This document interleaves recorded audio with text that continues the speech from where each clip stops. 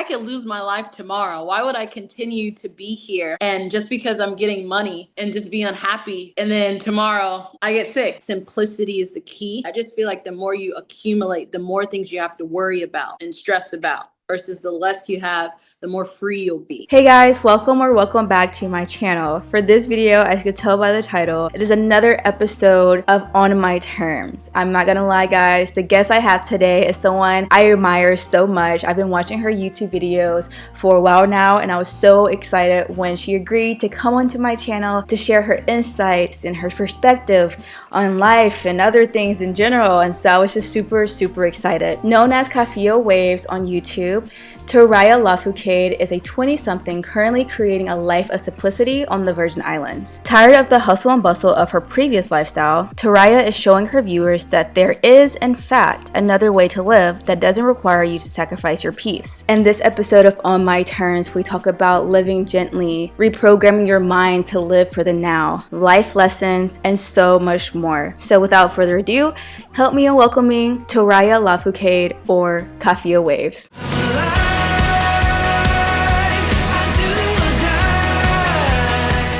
Okay, so let's get started. The first thing I want to ask you is I found you through your YouTube channel, your series, and your series is titled Island Diaries. It's where you show a glimpse of like your life on the Virgin Islands. And so I want to ask you what led you to creating this lifestyle and starting this series. So basically, I'm from St. Thomas. That's where I live here on the island. But I was raised in the States. I was raised in Georgia. And ever since I graduated, I went straight into working. And I'm very used to a hustle and bustle lifestyle. And I was just asking myself, do I want to do this for the rest of my life? Like, I would work really long days from 8 to 8 at night or 8 to 9 at night. And I've always been in the sales industry, so it could be a bit brutal. And I just wanted a change of pace. Sometimes you see things in life or you experience things where you see tragedy hit people and you see how short life is. And I asked myself, like, what can I really live off of? And, you know, the Bible talks about simplifying your life and just kind of living that way. And I think when you simplify your life, you have a lot less anxiety to worry about, like keeping up with pressures. I think so many things we bring on ourselves because of the lifestyle and the choices that we make. So yeah, I just said that I wanted to get up out of there. Also, there's a lot of crazy things happening in the States. People are shooting up schools, grocery stores. Like if you look at people in their face, people are on edge. They're struggling to provide for their family. Like your average person just can't make it. And so I just wanted to get away from all the stuff happening in the direct states, you know? And so you said you were working in sales in the US. So what are you doing now on the Virgin Islands? I'm in sales as well, but it's just a lot shorter hours, much shorter hours. Mm-hmm. And I have a side thing that I do as well, where I sell home decor. And I think out here in the islands, you also have to have hustles. Mm-hmm. Because certain things are more expensive than in the States, but overall it's just a lot better work-life balance for me. And so you said some of your family is in the US because you were raised there, but you have family on the Virgin Islands? Not really. I just have an aunt that lives here. My family's actually from Trinidad. And so all of my family's in Trinidad. I just have, you know, parents that are in Atlanta and my cousins. But no, most of my family's in Trinidad. Okay, nice. So when you decided to leave the US and move to the Virgin Islands, what was your family's opinions on that? Your friends and your families, were they supportive of it or no? I would say my dad, he's always been very supportive of me, but my dad and my best friend was just kind of like, you know, you have an opportunity. Even my boss, he was like, you have an opportunity to work here for the next few years, and then you can live wherever you want, retire, like save up all your money and then go. But you should be busting your butt in your 20s. That's the feedback. And I understand where they're coming from, you know, but it's like, I could lose my life tomorrow. Why would I continue to be here? And just because I'm getting money and just be unhappy, and then tomorrow I get sick or I get in an accident or something happens. Like, I don't believe in planning so far ahead for the future. I think that it's good to have perspective, but I don't think you should be miserable for X amount of years so you could be happy during this time, because life is just so uncertain. So I always welcome feedback, but at the end of the day, you know, we all have that gut and intuition where you have to live your life for yourself and do what's best for you. And there's always better out there. So even if you walk away from something, but you have your peace, that's the most important thing. Because when you're not happy, you'll deal with things like insomnia, you'll have anxiety, you can't concentrate, and money is not going to fix that. You know, that doesn't fix that, those inward qualities and that inward feeling. So they meant well, but ultimately I had to make the decision that was best for me. And, you know, my dad always supports me in what I do. He's always going to give his opinion, and I appreciate that. But I had to make a big girl choice for myself. That I like that perspective because I have a very similar perspective, and I think I stumbled upon that perspective when I was in college, and it was like around when COVID hit my sophomore year, and like, you know, you had a bunch of time just to like dive into like, you know, your spirituality and read books. That's when I kind of gained that perspective. I was like, life is short. I'm in my 20s. I have this opportunity to like live the life I really want to live, you know? And so like after COVID, that's when I was like, okay, you know what? I'm just going to do it. I'm going to travel. I've been to Hawaii for a few months. Now I'm living in Spain. Girl, I had to get out the US too. I was like, ooh. Yes, I really like that perspective. Was that something you had to cultivate, or like was it like an epiphany moment where you like, okay, I have to do this? Well, I was brought up learning about the Bible.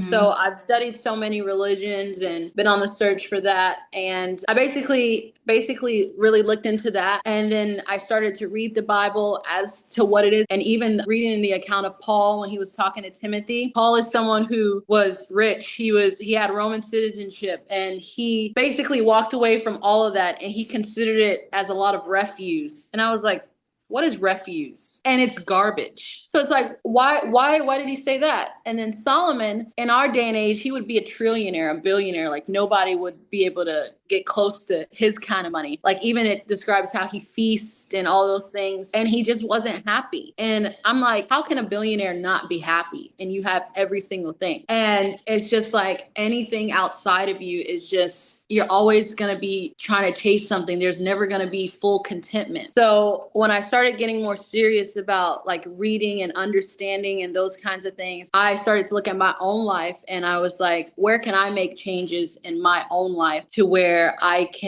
just want to be happy. Like, I just want to be a happy person, and I just want to have a stress-free life. Because stress will kill you. So I got a lot of my inspiration from that, I would say. And I think that simplicity is the key. And I also looked at different places. Even though I have a connection to here, I would watch My Caribbean Life, and it shows you how far your dollar stretches in every place. I think Honduras, Dominican Republic, like if you don't have a lot of money, let's say you're making less than $50,000 a year or whatever the case is, you would do just fine on an island. We are meant to live nice lives. I just think depending on where you choose, the economy is so expensive to where it's discouraging. You feel like you don't deserve something like that, and you have to go on vacation. But it's like, it's really just up to us. We can live anywhere we want to live in the world, and you may make sacrifices. Like, I live in a small place here. I don't buy salmon all the time, things that are expensive. I learned to live off the land in a way, like live off the produce that's on sale, and you adapt. But yeah, like the more things you have and the more clutter that you have, it just clutters your mind. And it's just better to just be simple, to have a simple life. Like, and you can have money and be simple, you know, but I just feel like the more you accumulate, the more things you have to worry about and stress about. Versus the less you have, the more free you'll be. So I really got that advice from just the Bible and, you know, seeing creation, God, and those kinds of things, I would say is my biggest inspiration. And that kind of ties into the next question I want to ask you. You have another theme on your channel called gentle living, or living gently, I mean. And I want to ask you, what exactly does that mean to you? Living gently is just appreciating what's around you and being present. I struggle with being present a lot. Like, my mind's always going. And so I think when you choose to live gently, you choose to just take a second, listen to the crickets and the frogs at night versus closing your screen and putting on music or whatever the case is. Take a second to look at the ocean or wherever you live. Just look at the trees and the birds, how they just fly by, and just taking out time, like how I'm making this cup of tea. Like, this is my time. I'm putting some condensed milk in my tea and I'm stirring it and I'm not rushing, and just taking out time to be thorough and observant in whatever your lifestyle and your day-to-day is, and reducing rush. That's what I would say is living gently, in my opinion. Is just living being your calmest self and enjoying what you're doing. Like, even if it's something that you don't really want to be doing, like cleaning, but it's like you just taking out time to, if I'm going to clean, I'm going to do it my way. Maybe I'll put on some music. Maybe I'll wear these shorts or something that's comfortable, and I'm in my zone. That's living gently to me. I love that. Okay, and I was also watching another one of your videos, and something that caught my attention was you said you like to have deep talks with Aunt Grace. And I want to ask you, what is one piece of advice from your Aunt Grace that influenced your life? You are OG. You went way back. I feel so special. I have a very small channel, so that is so funny. That is so funny. My Auntie Grace is super important to me. She's 92 years old, and she's basically a businesswoman. She's built her house and had her own business. And being an entrepreneur in the islands is very tough, just because the government has so many regulations to get licenses and rent, and so many things are very expensive here. So she did that, and she would tell me her story of coming from Grenada to going to New York and making $1 or 70 cents, stuff like that, and just putting herself out there, selling at the back of her truck. Now she's sitting down and she's been retired for years, but she's enjoying the fruit of her labor. I've always appreciated her independence. So her biggest advice to me was to always go for it. You might fall, but you just go for it. And so she encourages me, just by her doing her, for me to be independent. And my mom taught me that too, but just to be independent and to go for it. Life is short, the world is wide. Just do whatever you want to do. If you fail, you fail. You have plenty of time. Every day is an opportunity. So if I was to lose my house or, lose my job and my ends meet, I'll figure it out. Even if I have to move back and then rebuild, you have every day. So you shouldn't be discouraged by that. If you want to do something, put yourself out there, That would be my biggest advice that I've gotten from her, is just to put yourself out there and go for it. Don't be afraid of failing. I feel like a lot of people need to hear that, especially like people in their 20s, because you get so distracted with like social media and like procrastination, because you're like, oh my gosh, like there's so much going on right now. Even taking that one tiny step could feel so tremendous, And so like that's something I need to hear as well. And so thank you for sharing that. I knew that when I heard you had talks with Auntie Grace, I was like, I need to hear some wisdom that she's been spitting out to you. I need to hear it. Now I want to ask you, this series is called On My Terms because it features individuals who are creating and living life on their terms. And so I want to ask you, for life to feel and look authentic to you, what terms are required?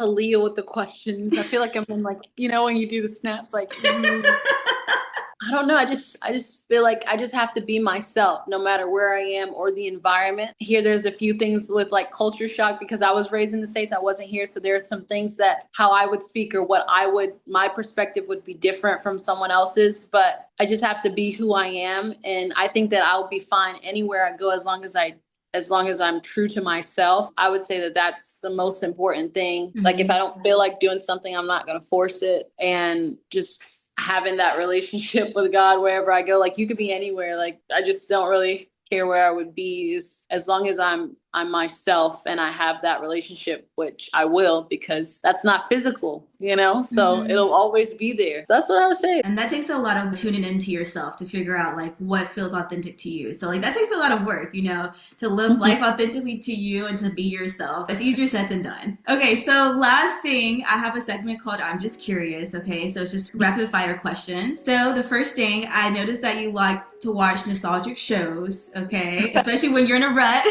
So I want to ask you, what is your go-to nostalgia show? That's a tough one. That is so funny. You be watching my stuff. I feel so special. I do my homework. There's so many. H2O, I would say, is my number one nostalgic show that I would watch. Yes. It's just very comforting. Yeah, H2O. Okay, perfect. The second one is, I know you like to make a lot of smoothies as well. So what's your favorite smoothie recipe? Peanut punch. Ooh. Island Yell. Basically milk, bananas, peanut butter. I put dates, chia seeds, and blend it up. If you have a little bit of rum chata, if you're feeling a little spicy, you could put some rum chata in there. It's like like a cinnamony, eggnoggy, like alcohol. It's alcohol, but it's like creamy. But yeah, you could add that if you'd like. And you talked about a lot about your faith in this interview. So I want to ask you, what is the scripture that keeps you grounded? There's a scripture, I would say this keeps me focused on the future. Revelations 3:4. It talks about God's promise to humans that he'll wipe out every tear from their eyes and death will be no more. Neither will mourning nor outcry nor pain be anymore, and the former things would have passed away. Yeah, I would say that's a very comforting scripture to me. Yeah, just that hope of a better future, you know? And last one, what is your current read or podcast? Current read is The Art of Seduction. Ooh. Spicy. Who's that by? Robert Greene. He Yes, 40 Laws of Power. Mm-hmm. Old dark psychology there. But yeah, that's what I'm currently reading. It's a great book. I mean, so far it's got me hooked. It's basically like psychology and less about your physical appearance and like actually seducing somebody. It's like psychologically, like how are you a charming person? How do you get your point across to people? Hey, did you enjoy this video? If you did, make sure to leave a thumbs up and hit that subscribe button down below for new videos. And I want to know in the comments what terms are required for you for life to feel and look authentic to you. Okay, see you in the next episode. Bye.